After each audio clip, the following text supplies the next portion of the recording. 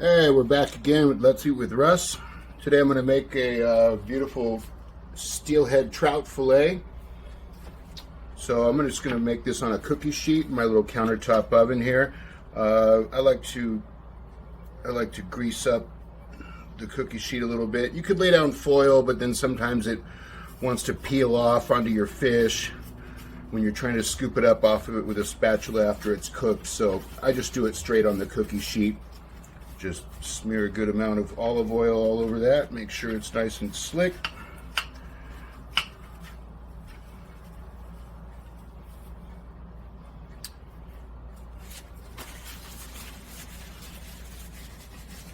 And I'm going to set that aside for just a second here and get into this steelhead.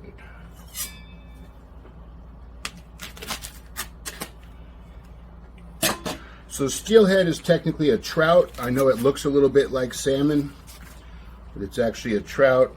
It's not always the easiest to find. Lucky for me, I always find it at Costco. So I don't know if you can get it at your Costco or not. If you can't find steelhead, I've never tried it, but I'm pretty sure that salmon would probably have a similar result.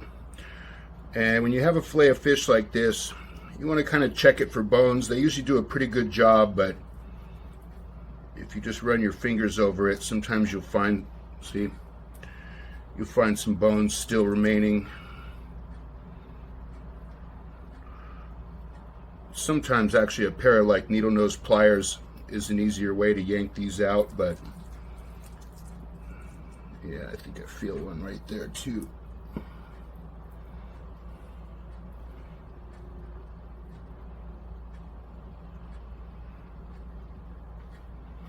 Just because better to find them before you cook it than while you're eating it in your mouth, you know. Yeah, I think we're mostly in the clear here. All right, so I just sharpened my knife, so we should be good to go.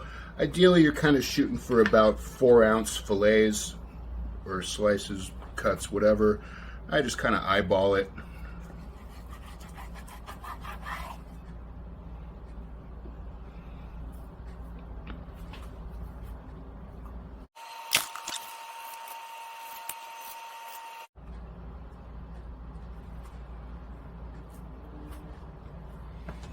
And I'm doing these with the skin on. It'll come right off the skin once it's cooked, so it's pretty easy. So there we go. We got all our fillets laid out on the cookie sheet here. And as far as the toppings, and I got my oven already preheating to 400.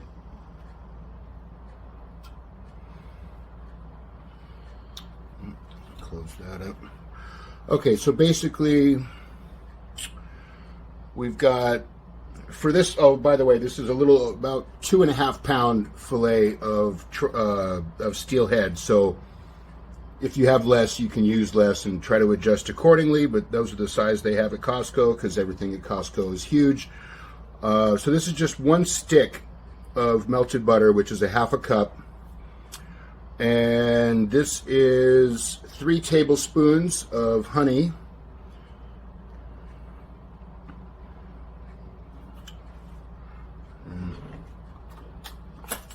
Guess I'll just use a butter knife to try to get the rest of this out.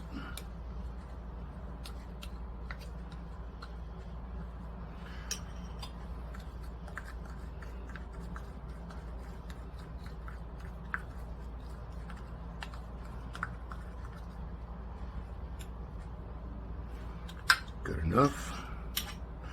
And this is about 8 tablespoons, about 1/3 cup of Dijon mustard. So we're going to mix all 3 of our liquid ingredients together in a bowl. Whoops, made a mess there.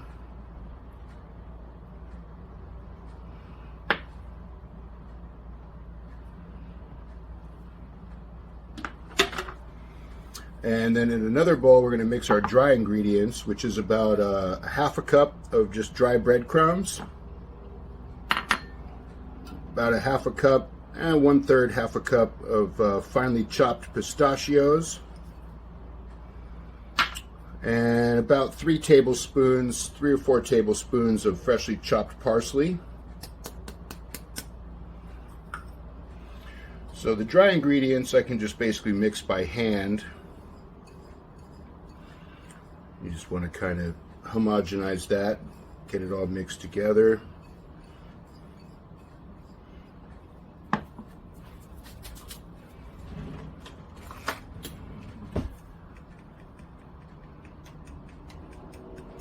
And then get our wet ingredients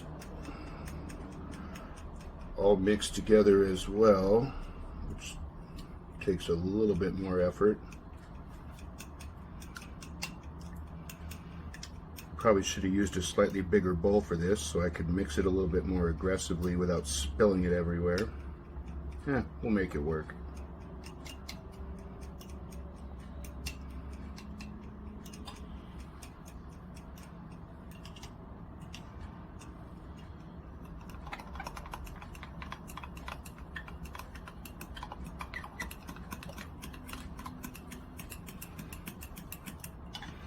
There we go. Now it's starting to look like a nice, even, smooth kind of mixture here.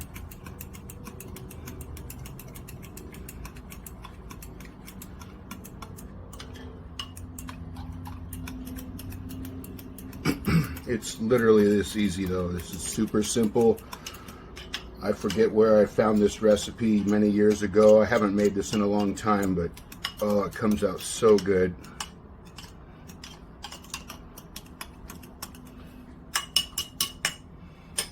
All right, call that good enough.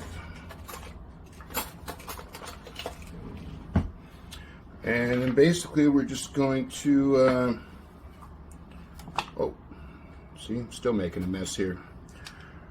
Just kind of spoon this over all the fillets.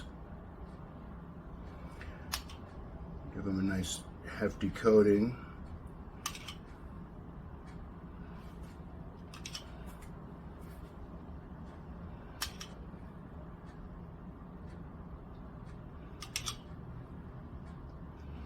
When you mix this stuff up, you always end up with extra, because you either run out of it and you're short, or you have too much. It's almost impossible to get it exactly to the right amount. So yeah, whatever. You burn a little bit of it. Better to have too much than not enough, in my humble opinion.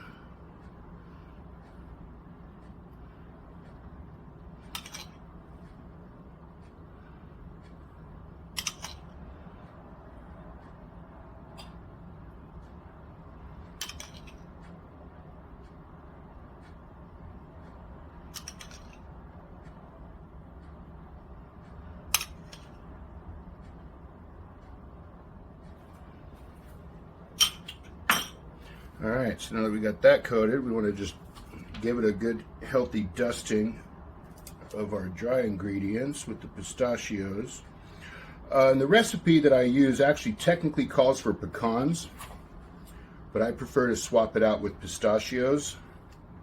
And you could do it with pecans, or you could even do it with walnuts, whatever kind of nuts you prefer to use. I personally like the pistachios.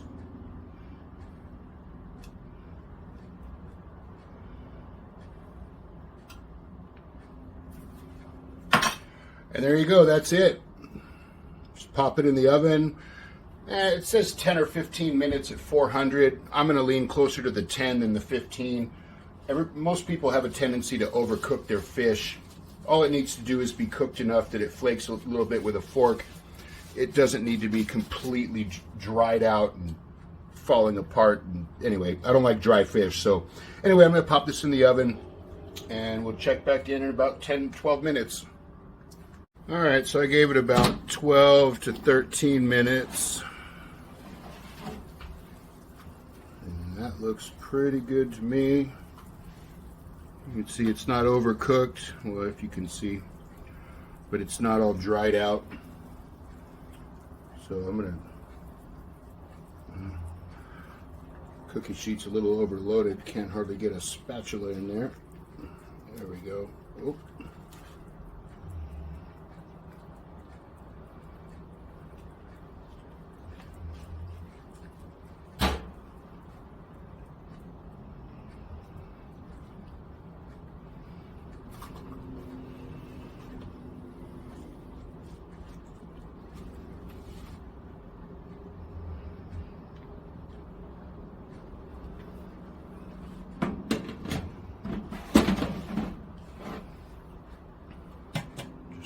Few of those on this plate for now, and let's see how it came out.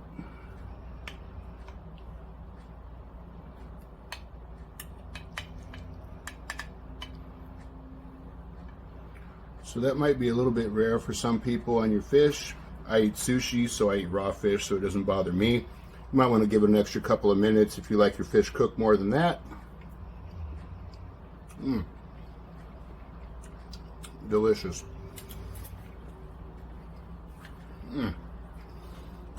Damn, that's good. Anyway, thanks for watching. Please like and subscribe.